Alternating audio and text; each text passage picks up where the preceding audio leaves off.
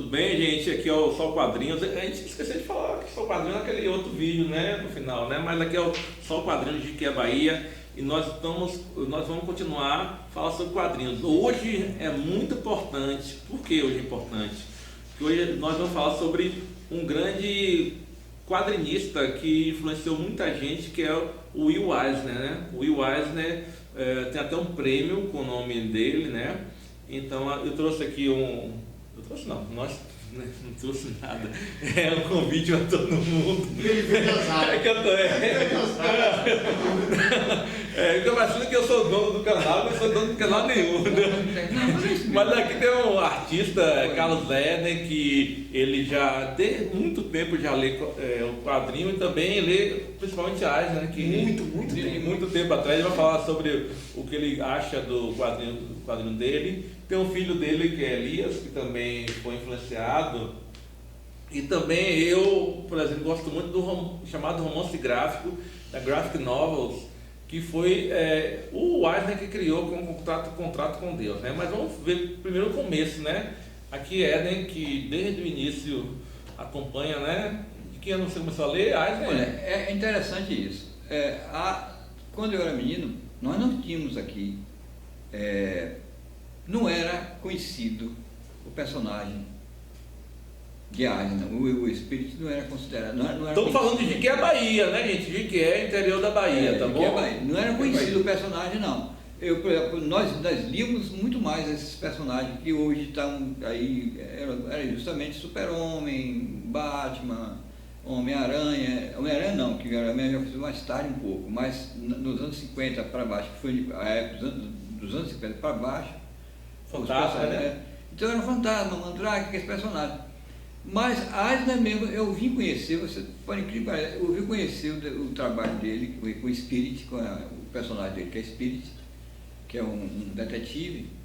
Eu vim conhecer esse personagem naquela fase, nos anos 70, 73, 70, quando eu fiz aquela fase chamada nostalgia, a fase nostalgia, que começaram, os quadrinistas começaram, o pessoal das editoras começaram a editar de novo os personagens antigos, né? Então começaram a surgir vários, aquele Ferdinando, que é Lili Abner, né? Brucutu, relançaram tudo, né? Começaram a lançar, lançou o gibi mensal, que era um tamanho assim, tipo um jornal, né? Papel jornal. Você tem até um. Agora tudo. Eu vou até mostrar aqui. Era tudo quadrinhos antigos. Então foi ali que começaram a editar. Aqui no Brasil, o pessoal começou. Eu começar a ler histórias do Espírito nessa época. Quer dizer, eu já tinha um conhecimento de quadrinhos há muito tempo. Comecei desde menino pequeno lendo revistas de Disney, ou aquelas revistas também daquela Marjorie Henderson, que é a autora de Luluzinha, que eu gostava muito, Luluzinha e Bolinha. Então, o negócio seguinte é que a gente quer notar a diferença que o que Eisner fez com o quadrinho. Há quem diga que até o cinema foi influenciado pelo tipo de enquadramento e de imagem,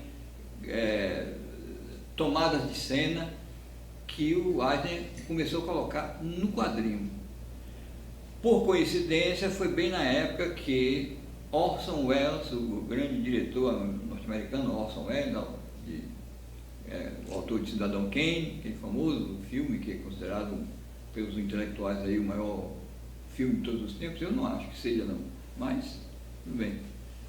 É um bom filme porque é o seguinte, nesse filme ele mostra também uma nova visão, um novo enquadramento, tomada de cena de posições diferentes. Então esse filme é diferente de todos os outros filmes anterior a ele.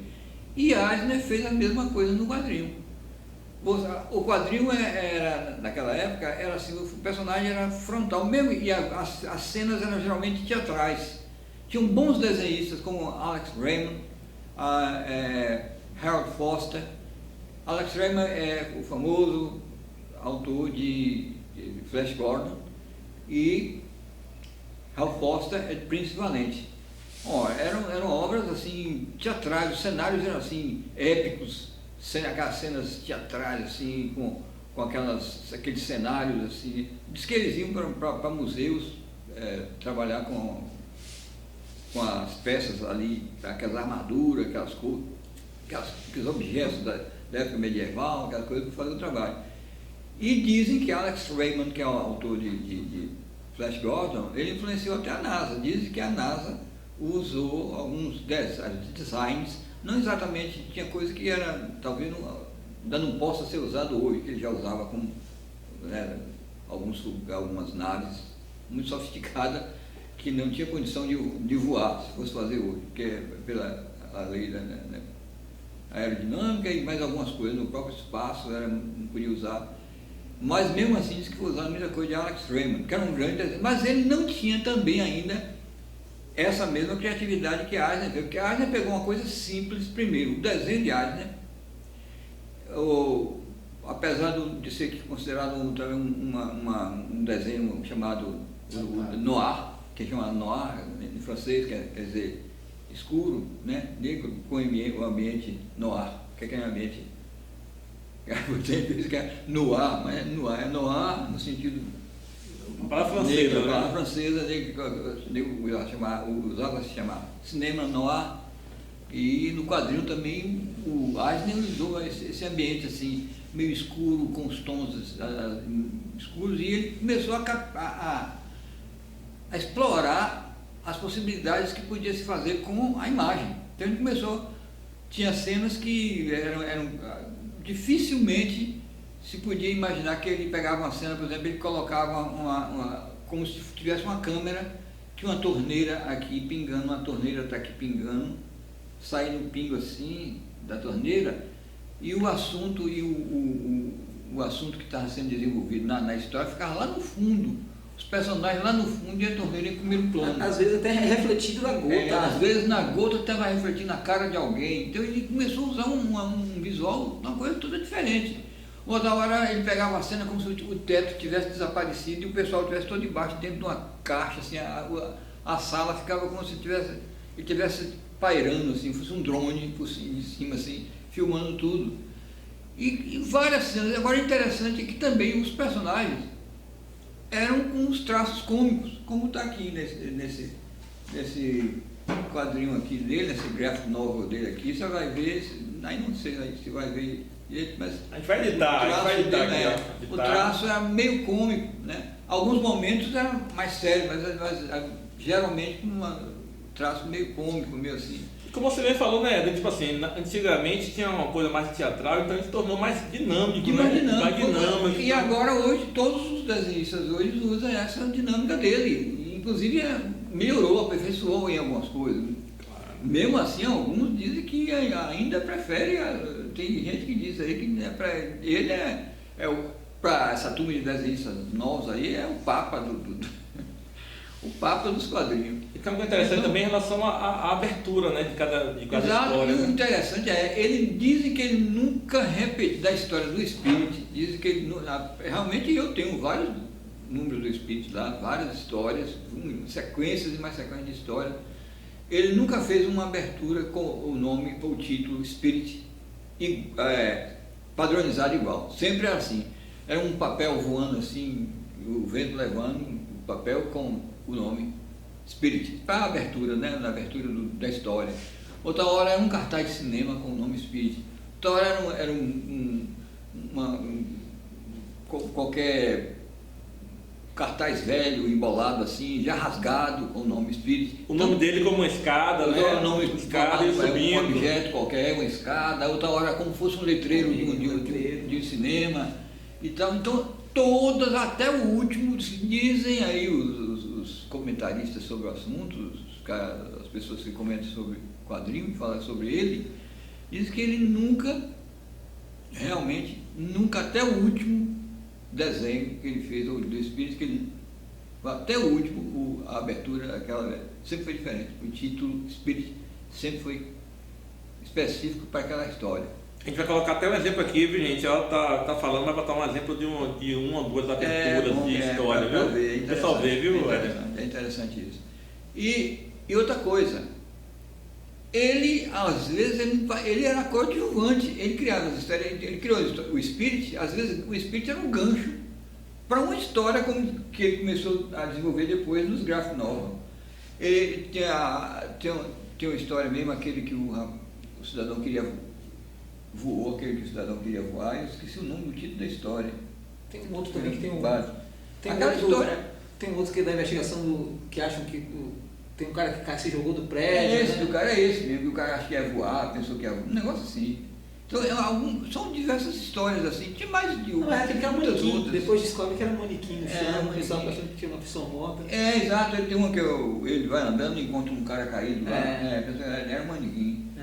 Então ele criava, às vezes, um personagem, por exemplo, ele tinha os personagens de Spirit, era ele, né?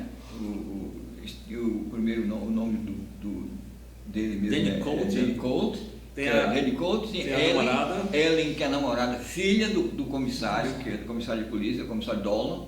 Que interessante é o seguinte, ele depois de velho, o pessoal acha interessante, isso foi coincidência.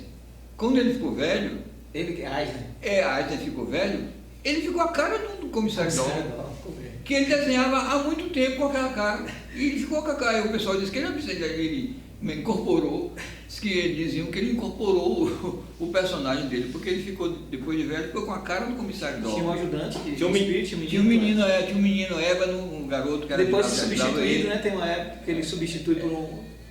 Cuidado para não confundir com trabalho infantil, não? O ébano, ele depois entra um esquimó no lugar de ébano na época, tem umas histórias. Ele tinha esse personagem, ébano, trabalho infantil, às vezes tinha histórias.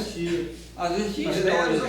Os ajudantes, pô, todo super-herói tem um ajudante. Às vezes tinha história de ébano, uma história de ébano, né? Que ela, a coisa, a história toda girava em torno de um problema de ébano, aquele da escola, que ele não queria ir para a escola, uns problemas. Uma carta que ele quer escrever para a garota lá. Então ali, e agora o espírito fica ali como coadjuvante. Mas depois sempre tem um crime, uma coisa que aconteceu ali, né, que ele vai desenvolver e tal. E é um personagem que também foge dos padrões para a época, para os anos 40, 30, final dos anos 30 para os anos 40 até os anos 50, foge dos padrões ideológicos americanos da época. Porque aquela época já era fim, depois da Segunda Guerra Mundial, nos anos 40 estava no auge da Segunda Guerra Mundial, algumas histórias dele estavam no meio da guerra, mas não tinha nada a ver. Às vezes aparecia um espião, uma história com um espião, uma coisa, né, aquela...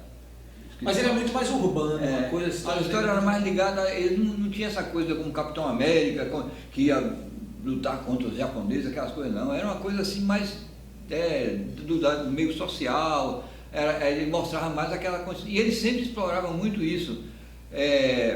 A pobreza, aquelas que é muito explorado aqui, aquelas cidades, aqueles bairros pobres, que a cidade dele toda Nova York tem um nome nessa história em quadrinho, né? É Gotham, é Metrópolis, na dele é Central City. No tempo de Central City? Central City. De Flash.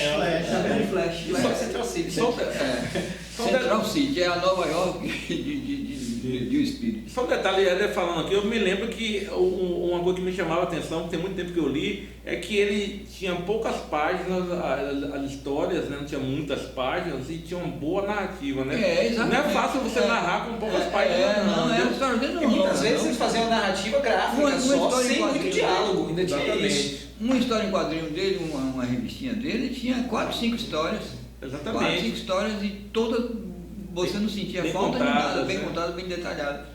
E justamente isso, ele fugia desse padrão, esse padrão ideológico da época, que já estava terminando a Segunda Guerra Mundial, quando ele começou, estava no auge do trabalho dele, aí estava surgindo a Guerra Fria, aquela coisa do americano contra a União Soviética, mas as histórias de Eisner não tinha nada a ver com isso não.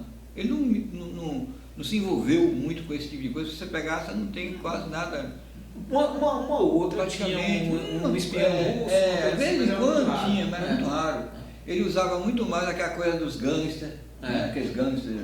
Se você analisar... Que dominava aquela cidade. Tem uma cidade toda dominada por gangsters, tudo mostra corrupção generalizada, juiz corrupto, delegado corrupto, um bocado de coisa assim que ele tem que... Não o comissário, não, o comissário era limpo, o comissário Gordon, né? O comissário Dolan era limpo. Mas tinha de vez em quando policial envolvido, uma coisa assim bem que você vai ver, é uma coisa atual, ele é muito atual no trabalho dele. E ele, eu vi na entrevista que quando ele esteve aqui, quando ele deu entrevista no programa de Jô Soares, Jô Soares perguntou a ele qual a melhor coisa do quadrinho nos últimos tempos, o que ele achava do quadrinho atual, qual a melhor coisa, assim, nesse sentido, em termos de novidade, de inovação, de coisas assim. Ele citou Neil Gaiman. Ele citou Neil Gaiman. Só que Neil Gaiman foi a coisa mais interessante do quadrinho que ele viu nos últimos tempos. Ele não falou de mais ninguém, não. Eu falando a gente vai dar uma pausazinha porque a gente vai falar um pouquinho sobre graphic novels dele, né? Então vai dar uma pausa para diminuir um pouquinho, para enxugar um pouquinho o vídeo, viu? E a gente retorna em breve.